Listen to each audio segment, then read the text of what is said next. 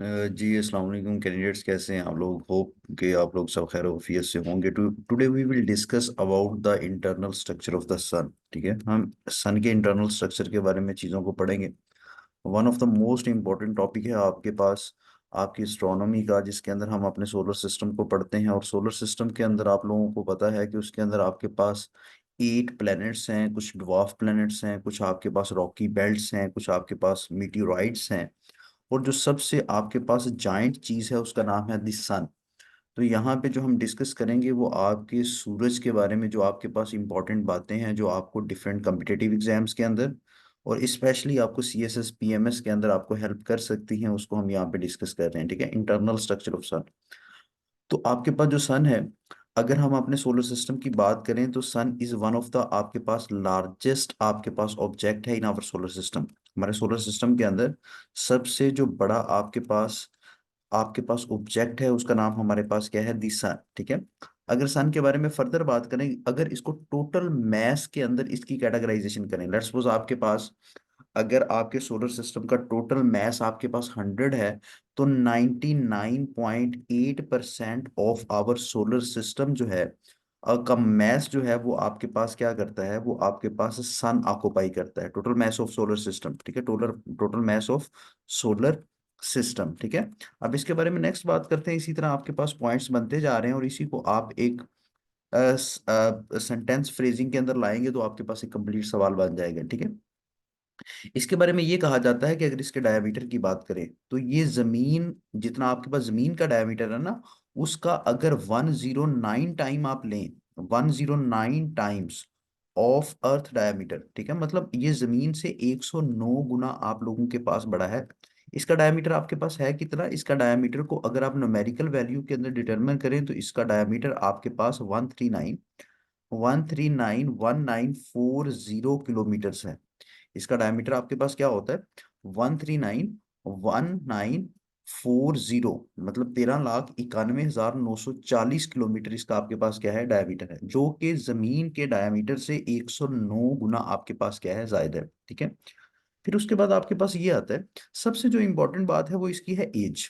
इसकी एज के बारे में एस्ट्रोनॉमिस्ट हमें ये बताते हैं कि जो सूरज है वो अपनी जिंदगी के 4.8 बिलियन ईयर्स गुजार चुका है। मतलब इसने अपनी जो सालगिरह सेलिब्रेट कर ली है वो आपके पास कितनी है? वो आपके पास 4.8 बिलियन इसकी बर्थडे सेलिब्रेट हो चुकी है। ठीक है, बर्थडे सेलिब्रेशन मीन्स डेट के जस्ट याद रखने के लिए कि इसकी जो उम्र है वो 4.8 बिलियन साल आपके पास हो चुकी है। और इसके बारे में एस्टिमेट की ये किया जाता है कि सूरज की जो टोटल एज है आपके पास, इसकी जो टोटल उम्र है वो आप लोगों के पास कितनी होगी? तकरीबन 10 बिलियन साल होगी। तो इसका मतलब बेटा ये हुआ कि ये अपनी जिंदगी के मिड ऑफ एज के अंदर है, अपनी मिडिल लाइफ गुजार रहा है, मतलब ये है कि अपने जवानी के दिन गुजार रहा है। तो सूरज का जो जवानी का पीरियड है इसको हम स्टैंडर्ड फेज कहते हैं। ठीक है, मतलब आपके पास कोई भी सिलेस्टियल बॉडी अगर अपने मिड ऑफ फेज के अंदर है, मिड ऑफ लाइफ के अंदर है, तो उसको हम क्या कहते हैं? कि वो अपने स्टैंडर्ड फेज के अंदर है। अपने किस फेज के अंदर है? स्टैंडर्ड फेज के अंदर। ठीक है, तो ये इसके बारे में थोड़ी सी ना आपको इंट्रोडक्टरी बातें समझ में बताने की कोशिश कर रहा हूँ। ठीक है, उसके बाद अगर इसके मैथ्स की बात करें, अगर आप सूरज के मैस की बात करें तो इसके बारे में भी हमारे पास एक न्यूमेरिकल वैल्यू मौजूद है कि इसका जो मैस है वो आपके पास 1.98 मल्टीप्लाई बाय 1.98 रेज की पावर आपके पास 30 किलोमीटर होता है, 30 kg आपके पास होता है। ठीक है, इसको मैं लिख देता हूँ। आपके पास कितना है? 1.98 मल्टीप्लाई बाय 10 रेज की पावर आपके पास कितना है? 30 kg इसका आपके पास क्या है? डायमीटर है। आपको पता है कि सन इज अ स्टार। सन आपके पास क्या है? स्टार है, जो कि अपनी मिडिल ऑफ लाइफ को क्या कर रहा है? अपना स्पेंड कर रहा है। इस मिडिल ऑफ लाइफ के बारे में अगर हम फर्दर बातें करते हैं तो हमें पता है कि स्टार हम उस सिलेस्टियल बॉडी को कह रहे होते हैं। स्टार हम बच्चे उस सिलेस्टियल बॉडी को कह रहे होते हैं जो कि आपके पास लाइट को क्या करती है? एमिट करती है, लाइट पैदा करती है, हीट पैदा करती है आपके लिए। तो ऑब्वियस सी बात है कि ये भी आपके पास लाइट देने का, हीट देने का हमारे पास क्या है? एक जाइंट आपके पास एंटिटी है। ठीक है, इसके अंदर एक रिएक्शन टेक प्लेस होता है। उस रिएक्शन को आप और मैं किस नाम से जानेंगे? न्यूक्लियर फ्यूजन के नाम से जानेंगे। उसको हम किस नाम से जानते हैं? उसको हम जानते हैं कि ये आपके पास क्या है? न्यूक्लियर फ्यूजन का रिएक्शन है। ठीक है, तो इसका मतलब ये है कि आपके सूरज की सरफेस के ऊपर, सूरज के किसी ना किसी मकाम के ऊपर एक रिएक्शन होता है जिसको न्यूक्लियर फ्यूजन कहते हैं। ये न्यूक्लियर फ्यूजन रिएक्शन है क्या? इसके अंदर बेटा हाइड्रोजन आपके पास इंटरेक्ट करती है किसके साथ? हाइड्रोजन की। हाइड्रोजन के जो फ्री एटम्स हैं वो इंटरेक्ट करते हैं हाइड्रोजन के साथ, जिसके नतीजे में आपके पास हीलियम बनती है, प्लस आप लोगों के पास क्या होता है, एनर्जी रिलीज होती है in the form of gamma rays. ठीक है, वहां पे आपके पास क्या होती है, एनर्जी रिलीज होती है in the form of gamma rays. ठीक है, तो ये भी इसके बारे में इंट्रोडक्टरी बात है। तो जब इसके स्ट्रक्चर को थोड़ा सा ओपन करेंगे तो हमें बात समझ आ जाएगी कि एक्चुअली आपके पास ये जो न्यूक्लियर फ्यूजन का रिएक्शन है, ये सूरज के किस स्पेसिफिक पॉइंट के ऊपर होता है। तो अभी आप इसकी इक्वेशन को देखिए इस रिएक्शन की, कि hydrogen get interact with the hydrogen to form helium, and as a by product वहां से आपके पास क्या निकल के आती है, आपके पास हीलियम, आपके पास एनर्जी निकल के आती है in the form of gamma rays. अगर बच्चे इसके हम स्ट्रक्चर की बात करें ना, अगर आपके सूरज के जो आपके पास मेन टॉपिक मैंने आपके हेडिंग के अंदर लिख रखा है, अगर इसके आप लोग स्ट्रक्चर की बात करते हैं, स्ट्रक्चर ऑफ द सन की बात करते हैं, तो जो स्ट्रक्चर ऑफ द आपके पास सन है, इसको हम दो पार्ट्स के अंदर डिवाइड करते हैं। स्ट्रक्चर ऑफ द सन को बेसिकली हम दो पार्ट्स के अंदर डिवाइड करते हैं। हमने इसकी डिफरेंट लेयरिंग कर रखी है, उस लेयरिंग की बेस पे हम ये कहते हैं कि इसकी कुछ आपके पास इनर सरफेस है, आपके पास क्या है, इनर सरफेस है, इसको मैं आपके पास नेक्स्ट एक्सप्लेन भी करूंगा, और कुछ आपके पास क्या है, आउटर सरफेस है। तो इसका मतलब ये है कि आप लोगों के पास सन का जो इंटरनल स्ट्रक्चर है get classified into the two major part, one is known as outer surface and the one is known as आपके पास क्या है, इनर सरफेस है। अब आपके पास जो इनर सरफेस है, इसके अंदर फर्दर तीन लेयर्स आती हैं। इसके अंदर फर्दर कितनी लेयर्स आती हैं, तीन लेयर्स आती हैं। One is known as core, इसके अंदर एक आपके पास कोर है। सेकंड के बारे में हम ये कहते हैं कि वो आपके पास क्या है, रेडिएटिव जोन है। इनके सैलिएंट फीचर्स भी आपको बताऊंगा। एक आपके पास रेडिएटिव जोन है, उस रेडिएटिव जोन के बाद जो थर्ड वन जो आपके इनर सरफेस के आती है, आतर आती है, उसको हम कन्वेक्शन जोन कहते हैं।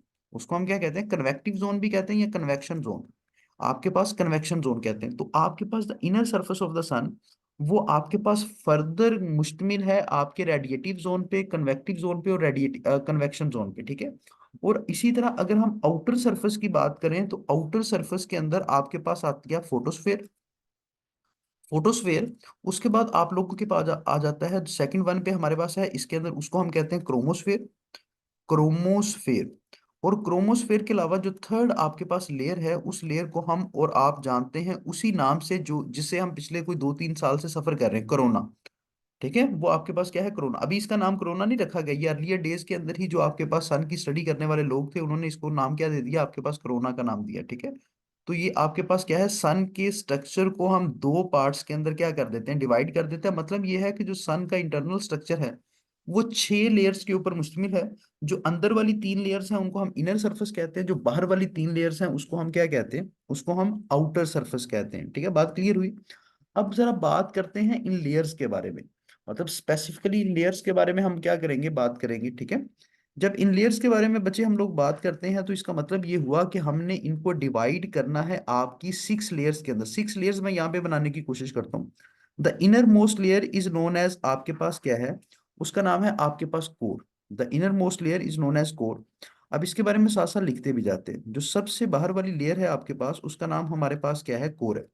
तो इसके बारे में जो अगर हम सैलिएंट फीचर लिखने की बात करें, तो ऑब्वियस सी बात है, मैं लिखूंगा कि इनर पार्ट ऑफ द सन, ये आपके पास क्या है, inner part of the sun है।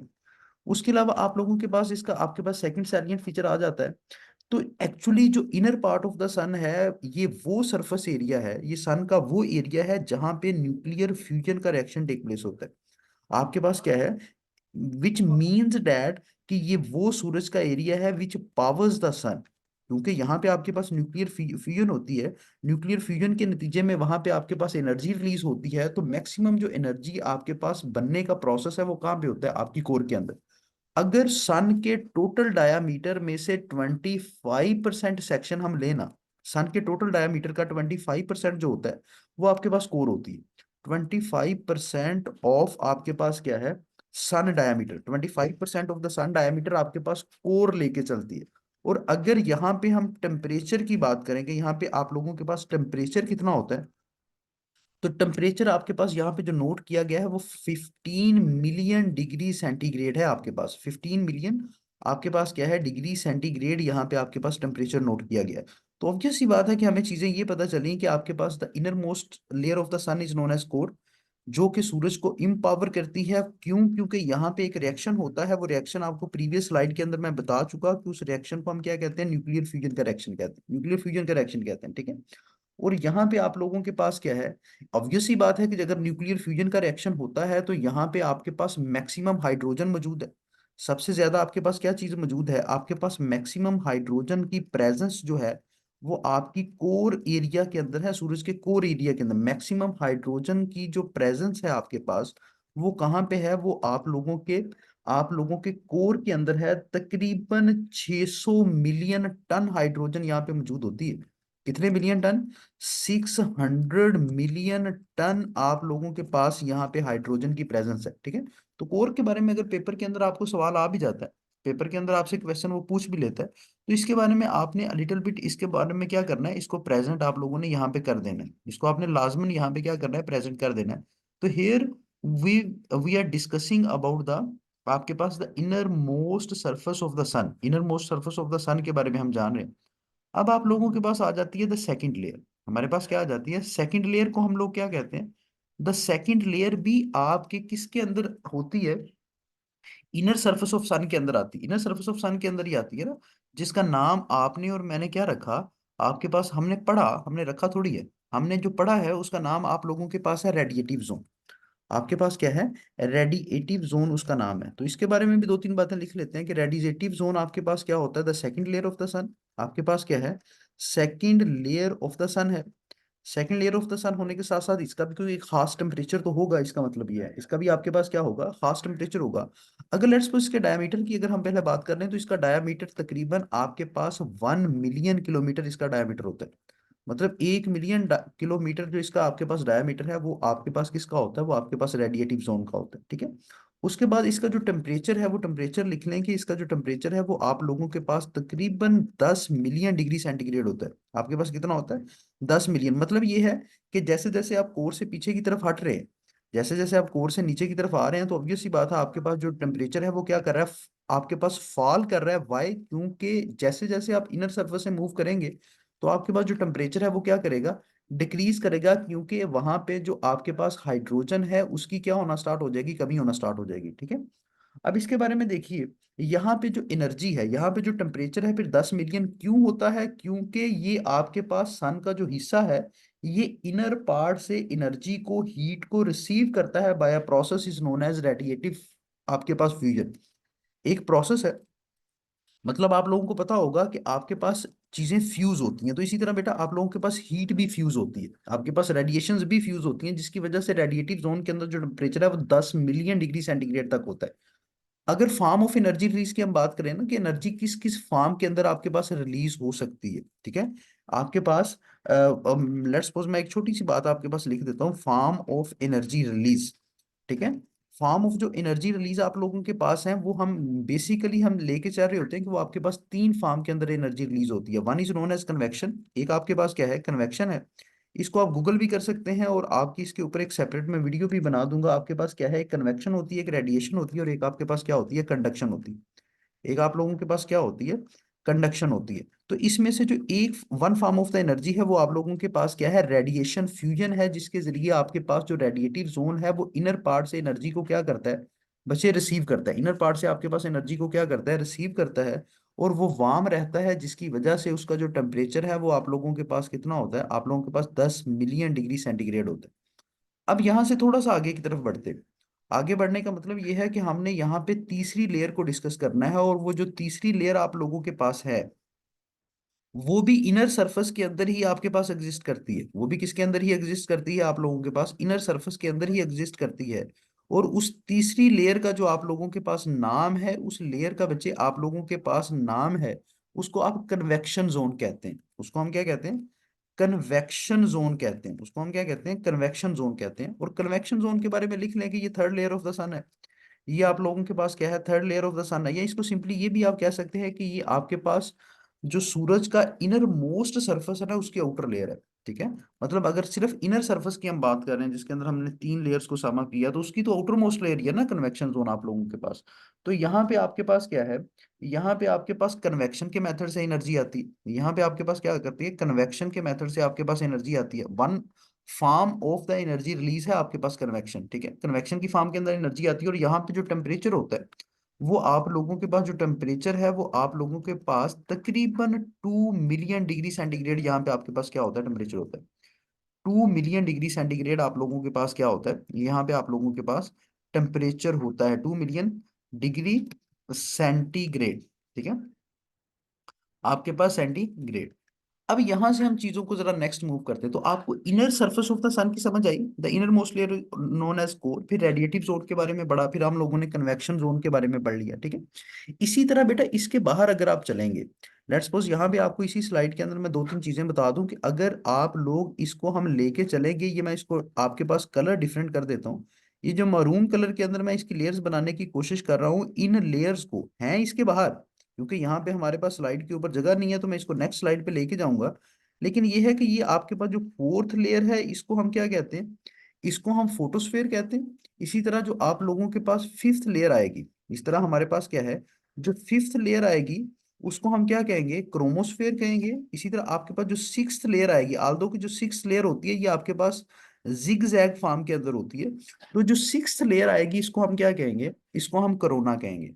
तो इनके बारे में हम थोड़ा सा नेक्स्ट स्लाइड के अंदर इसको हम कर लेते हैं। ठीक है, नेक्स्ट स्लाइड के अंदर इनके बारे में हम लिख देते हैं। ठीक है, outer part of the sun वो कंसिस्ट होता है आपकी तीन लेयर्स के ऊपर। Outer part of the sun वो आपका कंसिस्ट होता है तीन लेयर्स के अंदर। द फर्स्ट लेयर उसके अंदर आपके पास क्या आ जाती है, द फर्स्ट लेयर उसके अंदर आपके पास क्या आ जाती है, उसके अंदर आती है, उसको हम कहते हैं द फोटोस्फेयर। उसको हम क्या कहते हैं, फोटोस्फेयर के नाम से हम याद रखते हैं। मतलब ये है the first layer in the outer surface of the sun. Photosphere के बारे में यही लिखेंगे ना, ये आप लोगों की क्या है, ये आप लोगों की, आपकी क्या है, आपके पास ये कह सकते हैं कि ये इनर मोस्ट लेयर है आउटर सरफेस ऑफ सन की। ठीक है, और या फिर इसको ये भी कह सकते हैं कि यहां से एक्चुअली आपके पास ये जो आपके पास outer most layer of the sun है ना, यहाँ पे लिख देता हूँ, जो ये outer surface of the sun है। ठीक है, आउटर सरफेस ऑफ सन, ये outer surface of the sun, इसको हम एटमॉस्फेयर ऑफ द सन भी कहते हैं। इसको हम क्या कहते हैं, एटमॉस्फेयर ऑफ द सन भी कहते हैं। ठीक है, अब यार जरा यहाँ पे देखिएगा, अगर इसको हम एटमॉस्फेयर ऑफ द सन भी कहते हैं, तो फोटोस्फेयर के बारे में मैं और आप एक बात तो लाजमन लिख सकते हैं, वो आपके पास ये है कि ये आपके सूरज के एटमॉस्फेयर की इनर लेयर है। Inner layer of, inner layer of atmosphere of the sun, atmosphere of sun, इसकी आपके पास क्या है, इनर लेयर है आप लोगों के पास। ठीक है, अगर इसके बारे में नेक्स्ट फीचर की अगर मैं बात करूं, तो इसका जो टेम्परेचर है वो बहुत ज्यादा आपके पास ड्रॉप कर जाता है। इसका टेम्परेचर जो आप लोगों के पास होता है वो तकरीबन आपके पास 1500 डिग्री सेंटीग्रेड होता है। 1500 डिग्री सेंटीग्रेड इसका आपके पास क्या है, टेम्परेचर रिकॉर्ड किया गया है। ठीक है, तो इसके टेम्परेचर के बारे में आपने ये देखना है कि यहाँ पे टेम्परेचर आपका काफी ज्यादा क्या कर जाता है, फॉल कर जाता है। ठीक है, और इसका जो डायामीटर है वो तकरीबन आप लोगों के पास, डायामीटर जो आप लोगों के पास है वो इसका आपके पास तकरीबन 500 किलोमीटर तक डायामीटर होता है। तो ये भी अगर कहें तो ये आपके सूरज की सबसे ज्यादा आपके पास क्या है, थिन लेयर है, तो ये भी बात गलत नहीं होगी। ठीक है, ये आपकी फर्स्ट विजिबल लेयर भी है। First visible layer of the sun अगर हम इसको कहें, तो वो भी आपके पास क्या है, वो भी आपके पास क्या है, आपके पास photosphere, first visible layer of the sun. ठीक है, इस तरह इसके बारे में भी दो चार फीचर्स मैंने यहाँ पे आपके सामने क्या कर दिए, ऐड कर दिए। इसके बाद जो आप लोगों के पास आउटर सरफेस ऑफ सन की सेकंड लेयर और ओवरऑल सूरज की जो पांचवी लेयर है, इसको मैं और आप नाम एक से जानते हैं, इसको हम कहते हैं कि ये आप लोगों के पास क्या है, क्रोमोस्फेयर। ये आप लोगों के पास बच्चे क्या है, क्रोमोस्फेयर है। तो क्रोमोस्फेयर के बारे में जरा लिखिए कि क्रोमोस्फेयर आप लोगों के पास क्या होता है। क्रोमोस्फेयर ऑब्वियस सी बात है, fifth layer of the sun है, fifth layer of the sun है।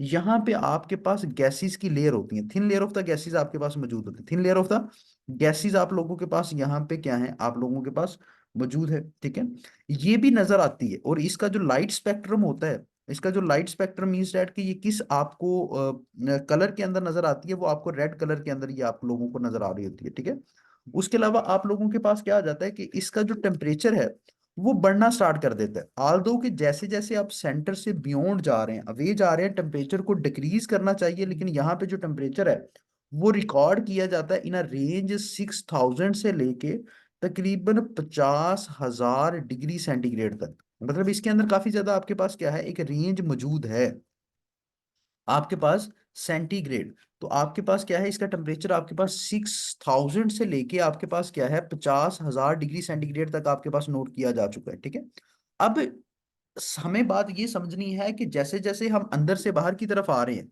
जैसे न्यूक्लियर फ्यूजन से बियॉन्ड जा रहे हैं, टेम्परेचर क्यों आपके पास अगेन इंक्रीज करना स्टार्ट कर गया है। इसकी वजह आपके पास एक ये होती है कि हमारे पास स्टिल ये एक थर्मल इनॉमली है, नो वन नोज के एग्जैक्ट रीजंस क्या हैं। मल्टीपल फेक थ्योरीज आपको दी जाती रही, रिजेक्टेड थ्योरीज आपको दी जाती रही। तो इसके बारे में हम यही कह सकते हैं कि why temperature get decrease increase in the outer most layer of the sun, because it's a thermal anomaly, no one knows the exact answer. ठीक है। आपके पास इसका जो डायामीटर है आप लोगों के पास, वो कितना आप लोगों के पास होता है, इसका जो डायामीटर आप लोगों के पास है, वो आप लोगों के पास इसका होता है 2000 से लेके 3000 किलोमीटर तक। 2000 से लेके 3000 किलोमीटर तक इसका आपके पास क्या होता है, डायमीटर होता है। अब हम सबसे जो आउटर लेयर है, सूरज की सबसे आउटर लेयर, और जो आप लोगों के पास आउटर सरफेस की सबसे आपके पास बाहर वाली लेयर है, उसके बारे में जानने की कोशिश करते हैं। उसका नाम आपके पास क्या है, उसका नाम बच्चे आप लोगों के पास है कोरोना। तो कोरोना के बारे में भी कुछ फीचर्स को हम लिख लेते हैं। आल्दो कि मैं आप लोगों को सिर्फ बता क्या रहा हूँ, इसका टेम्परेचर वहां पे अगर कोई प्रोमिनेंट आपके पास इंसिडेंट हो रहा है तो वो आप लोगों के साथ शेयर करूँ। तो आपके पास जो कोरोना है, इसका जो डायमीटर होता है वो तकरीबन 10,000 किलोमीटर तक इसका डायमीटर होता है। 10,000 किलोमीटर तक का आपके पास क्या होता है, डायमीटर होता है। ठीक है। और outer most layer of the sun है, ये भी आप इसके अंदर ऐड कर सकते हैं, outer most layer of the sun. अब यहाँ पे इसके बारे में जरा लिखिए कि इसका जो टेम्परेचर है वो 1 मिलियन डिग्री सेंटीग्रेड होता है, मतलब टेम्परेचर और बढ़ गया। क्रोमोस्फेयर के अंदर 60,000 50,000 तक गया, तो इसका जो टेम्परेचर था वो 1 मिलियन डिग्री सेंटीग्रेड आप लोगों के पास हो गया। 1 मिलियन डिग्री सेंटीग्रेड आप लोगों के पास इसका टेम्परेचर आप लोगों के पास हो गया। ठीक है। तो होप्स हो कि आप लोगों के लिए ये तमाम की तमाम चीजें बेनिफिशियल होंगी ना, आप चीजें इसके अंदर से पिक कर पा रहे होंगे। ठीक है। तो इस तरह आपने इस क्वेश्चन को तैयार करना है। ठीक है। इंटरनल स्ट्रक्चर ऑफ सन, जिसको मैंने 3 स्लाइड्स के अंदर आपके सामने प्रेजेंट किया। सबसे पहले आपने कुछ उसके सैलिएंट फीचर्स, उसकी प्रॉपर्टीज को एक्सप्लेन किया। फिर स्ट्रक्चर ऑफ सन को हमने स्प्लिट कर दिया 2 पार्ट्स के अंदर। फिर मैं यहाँ पे आप लोगों के साथ मूव करके चला कि आपके पास 3 लेयर्स हैं जो कि जिनको हम इनर लेयर्स कहते हैं, core, radiative zone, convective zone. फिर मैंने यहाँ से आपके साथ शेयर किया कि आपके पास क्या है, outer surface also known as atmosphere. और उसके तीनों लेयर्स के बारे में आपके साथ मैंने क्या कर दिए, फीचर्स शेयर कर दिए। तो आज के लिए सिर्फ इतना ही। इंशाल्लाह ताला see you guys in the next video. अल्लाह हाफिज।